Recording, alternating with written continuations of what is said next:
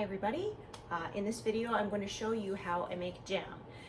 Jam can seem very intimidating for people, but it's actually a lot easier than you think. It's just very time consuming. So you will need some big stock pots to cook with.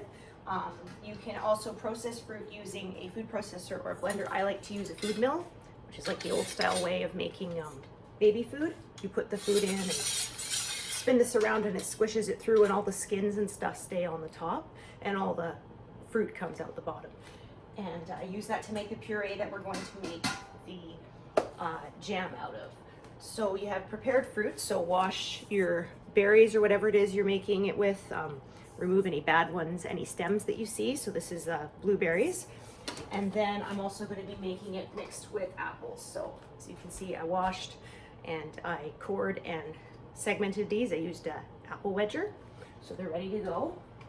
And so what you want to do is boil them until they are soft enough to go through the food mill, almost like as if you're making applesauce or baby food, that sort of thing. And then after we get 10 cups of fruit together, because I make a big batch, I will show you how I turn it into jam. So this is my first batch of fruit cooking here, blueberries. I'm just going to test and see if they are soft enough to go through the food mill, which it looks like they might be. So use a slotted spoon to get as much water off of them as we can.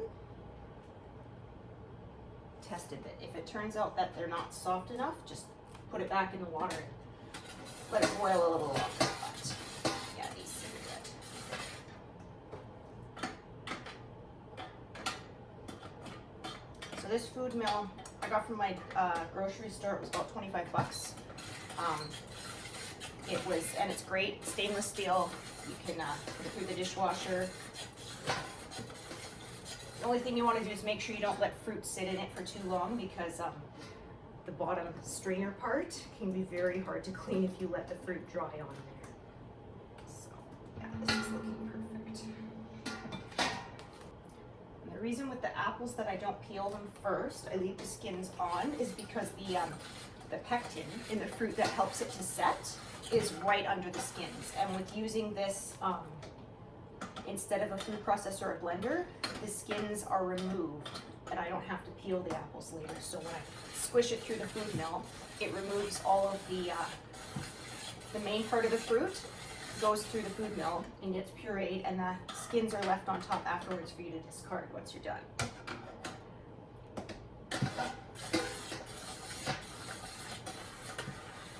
And then every now and then you need to remove all the peels and such from the food mill and actually take it apart and rinse it out, usually between batches of fruit that you've cooked. Make sure when you do this you wear clothes that you don't mind getting a bit stained, because yeah, this is a messy business and you will get juice and stuff on you. And it doesn't wash out so easily, so this is actually my juicing jam making shirt. It gets set aside every year. That's all I use it for. After it's washed, I put it back in the cupboard and leave it till next year.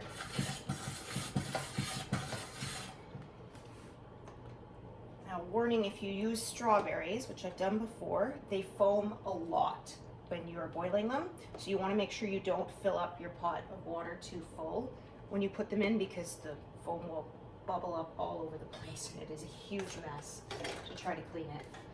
So as you can see, all the fruit puree comes out the bottom. Cleaning off here, and then all the skins and stuff are left inside the mill. Then that's the part you discard. So I found the expense of the food mill was really worth it, because I didn't have to peel things. You do the same thing with the apples, boil them in the water until they're soft enough, squish them through the food mill. And I keep doing this until I have 10 cups of fruit. I use a clear Pyrex to measure it. You could do more. I have done, one year I did a 40-cup batch of jam because I was giving a whole bunch of it away for Christmas gifts. So, but this year I'm just doing a single batch, which for me is 10 cups. And I will put the recipe in the comments for this. So I've got my fruit puree all made, blueberries and apple, and that's 10 cups of it. So what you want to do is you have your jars. You want to check all the rims in them and make sure that there's no rough spots or nicks, because that will keep it from sealing. Then you want to put these in a 225 Fahrenheit oven for at least 10 minutes. That sterilizes them, and you also want the jars to be hot when you put the hot jam in, because you don't want it to suffer thermal shock and shatter. All right, so you have 10 cups of fruit, and then I've measured out here, this is 12 cups of sugar. I know that sounds like a lot, but if you don't use enough, then your jam might not set. I mean, if you want to go for having, say, instead like a fruit syrup, that's fine, but I'm making jam today, so. And then you also want a couple boxes of pectin. If you made yours without peels in it, like I did, where I used the food mill, then you might need more pectin to get it to set. It all depends. But for me, 2 boxes is great with the amount of fruit that I have. That's always worked for me. I've made jam a dozen times, so you want 3 tablespoons of lemon juice with your fruit.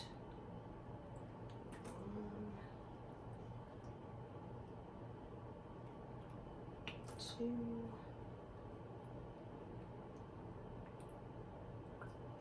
and 3.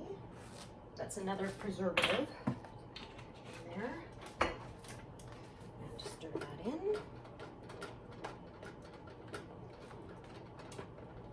Okay. Then you want to open up your pectin.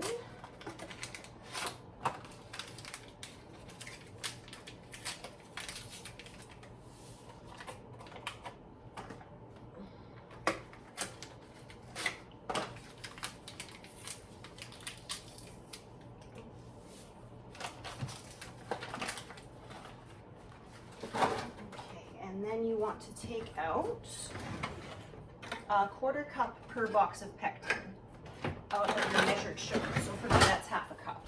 And add it to the pectin. And then you're going to want to mix that together.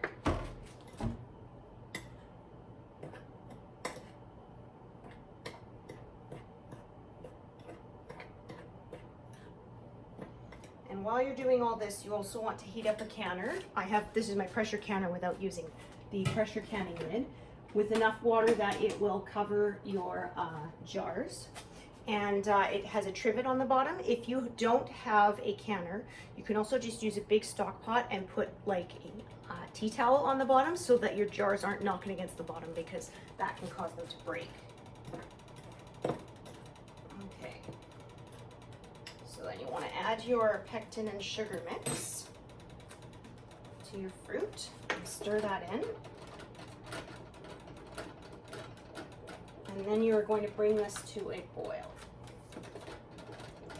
And I find the only part is, this part is the most likely for when it's going to spit at you. Once you get all the sugar in and melted, it doesn't, but yeah, for that minute while the sugar's melting, it can really bubble up and burst, and unfortunately I have been burned before, so just beware.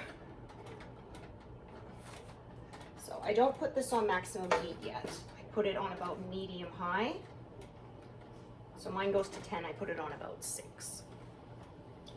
And then what you're going to do is you bring it to a boil. You add all the rest of the sugar all at once, stir it in, return it to a boil, a hard boil, so one that you cannot stir down. Even when you stir, it still keeps boiling quite hard, and you boil it that way for 1 minute. That sort of develops the pectin and means that it will set.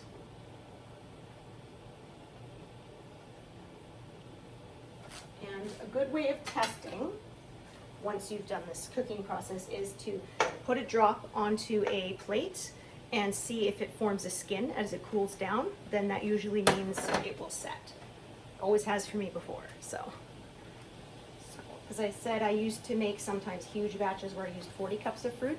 but I would do 10 cups at a time per batch, because trying to do 40 cups and then, you know, that much sugar, which is almost a bag of sugar, it's not going to fit in one pot. It's the level is about to heater, so you don't really want it to let it get above the halfway mark, or it's going to boil over and burn you, which obviously you do not want to happen. So let's wait for this to heat. And it doesn't have to be boiling hard when you put the sugar in, just starting to bubble. And of course, that's why you want to pre-measure your sugar, because you're going to be dumping it in all at once. You don't want to be dumping it in cup by cup. Just starting to ripple a little bit, so it'll be time to throw the sugar in pretty soon.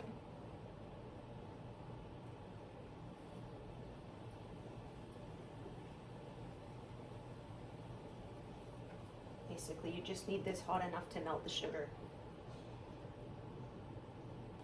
Okay, so this is starting to bubble, so now we're going to put the rest of the sugar in. You want to stir it pretty quickly to try and dissolve it as fast as possible.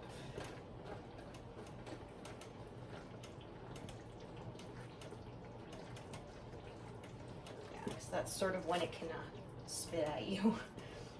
Now it burns. So I've got some sugar stuck to my handle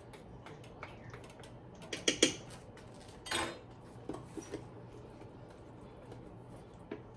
Okay. Alright, so now we're going to stir this constantly until it comes to a full hard boil that you cannot stir down. And this is why I said you want to use a pot that's big enough that it's only half full once you have all the sugar and the fruit in there. Because yeah, it's going to bubble up quite a bit, so you want to keep it contained and not boiling over on your stove.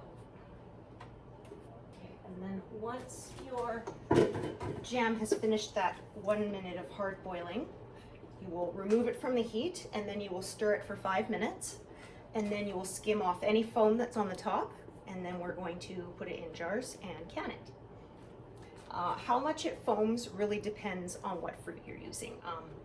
Strawberries are really bad for foaming. I would usually lose like a couple of cups of jam from skimming off the foam. Then there's others, I did raspberries, they didn't foam at all. I didn't have to skim basically anything off, so it really depends what fruit you're using.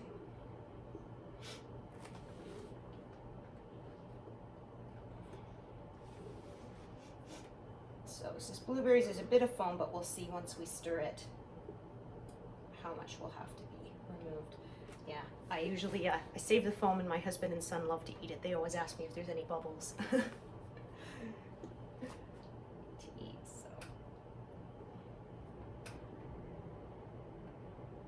Especially since you're making a bigger batch like this, it can take quite a long time to come back to that boil.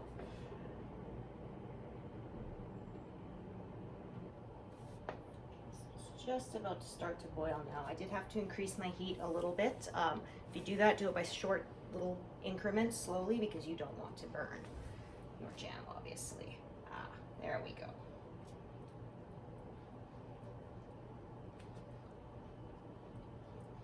Okay, so now it is at the full rolling boil point. Even when I stir it, it keeps boiling, so I start my timer. 1 minute. Keep stirring constantly.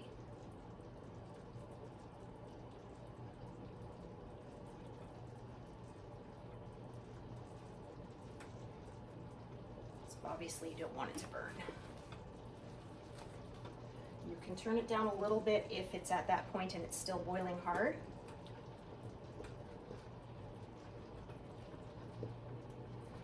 Sort of once it reaches that sort of critical mass point, it will keep going even when you turn it down.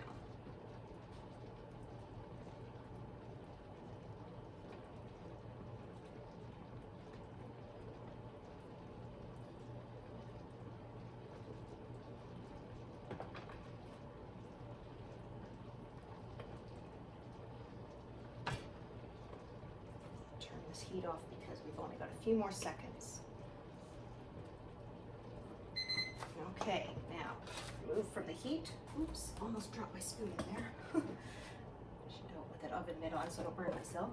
And then now we start our 5-minute timer. Stir for 5 minutes.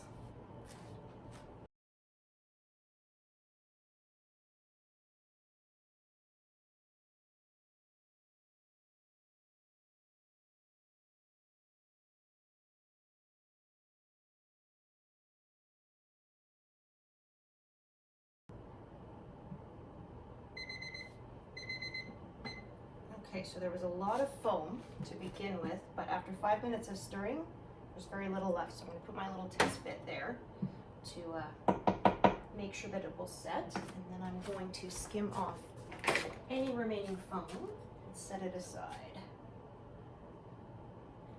Foam will be usually mostly around the edges of your jam.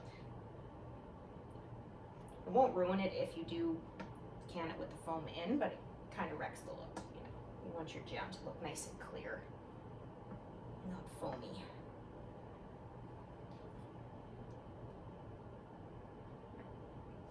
So, skim all that off. You can set it aside. You can discard it, or you can eat it yourself with a little bit of toast or something. Okay, so that is, move this over a little bit. Now I'm going to bring my canner over here. This is actually a pressure canner. Make sure I get it centered on the element. Okay, this is a pressure canner, but I'm using it with just a regular lid, not pressure. I'm gonna get that, bring that to a simmer while I jar up my jam. So bring out my hot jars. And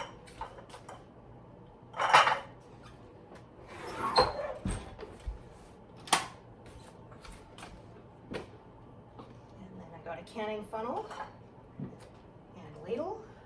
Just gonna put this juice away.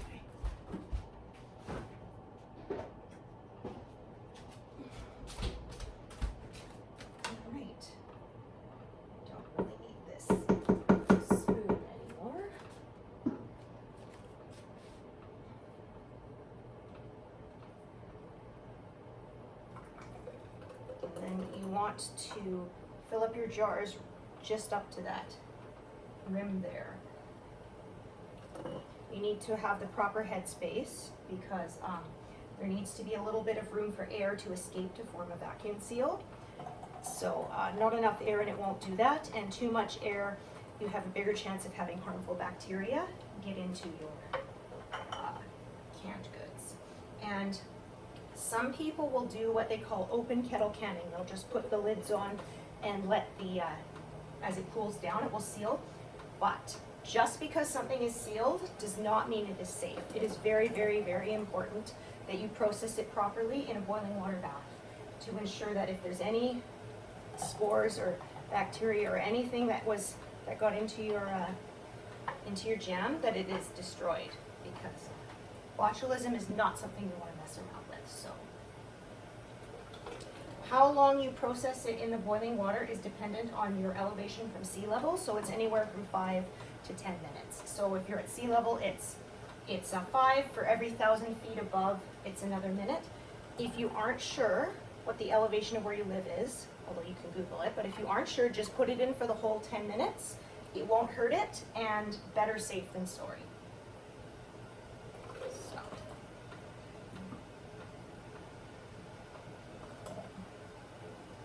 Just look around and double check that everything has the correct headspace, and then you can add or remove as necessary. And then you want to take a clean, wet cloth and just wipe your rims down. Any food left on the edges of your jars can prevent it from sealing.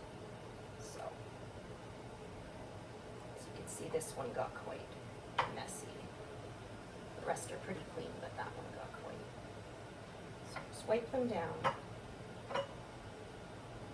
Moving to a new part of the cloth is necessary. All right, and then you have your snap lids. They used to tell you that you had to preheat these, but since you're boiling it in for more than 5 minutes, you don't have to worry about that anymore. I haven't had any problems with seals failing, so I don't bother with that step. It's a little easier. All right, and then you want to take the jar rings. You want to make sure that they don't have any rust or dents in them, because again, that can prevent it from creating a good seal. You also don't want to ring these on as tight as they will go. You want to put it on, they said fingertip tight, and about a quarter turn more. So put it on until it's just starting to meet resistance, and then about a quarter of a turn or a couple centimeters more. And you can wear an oven mitt because these are quite hot, the jars. Because if you ream them on too tight, the air can't escape and make a vacuum. And that's what you want if you want to be able to store these on a shelf rather than in a fridge. Then obviously they need to create a good seal. And so if your rings are bent at all or anything, this one is not, they must have gotten bent and it's not quite round. So, all right, put that aside, grab a new one. So rings can be used a few times and then be discarded. And also you want to store these without the rings on. That way, if you get a seal failure, you will know as soon as you take it off the shelf, because one of the problems is the rings can get kind of stuck, and suppose it came unsealed and you're working with it and it comes off, you may think you broke the seal then. The seal may have broken weeks ago, then it's not safe. So once they're done and cooled down, you take the rings off, you check all your seals, put them on the shelf, and that way you always check before you open a new jar that it is still sealed. If you leave the ring on, it can unseal and then reseal. People have had that happen. Then harmful bacteria gets in. Very dangerous. So I know lots of people will say, oh, my grandma, just heated them in the oven and it was fine. And well, a lot of our grandparents smoked a lot. Doesn't mean that's safe either. A lot of them, rode around in cars without seatbelts. That wasn't safe either. So, follow correct safe canning techniques. So you can see this is forming a skin. So I know that my jam is going to properly set. Wash my hands there. Okay, so this has come to a boil. Perfect. And so I get my jar lifter. They're just a couple of bucks at the grocery or hardware store. And then immerse these in the boiling water, making sure that it covers the jars an inch over. If you need to add more hot water, then obviously do so.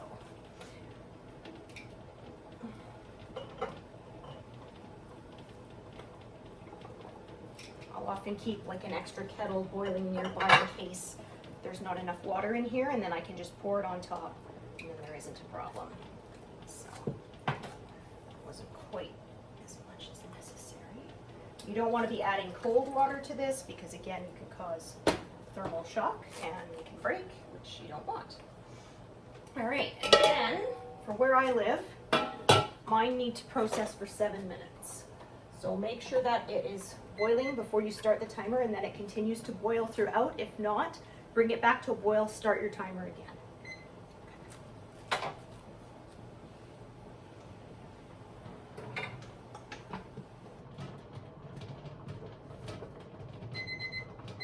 Okay, so that's processed for the full 7 minutes.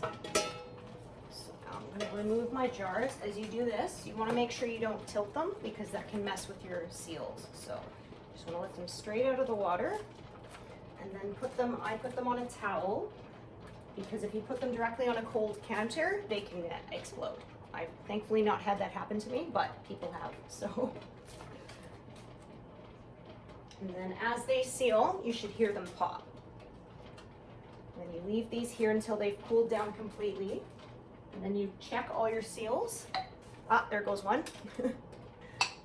Oh, there goes another. That's 2, 3, 4. Let's see if we get the 5th one. I like to count them.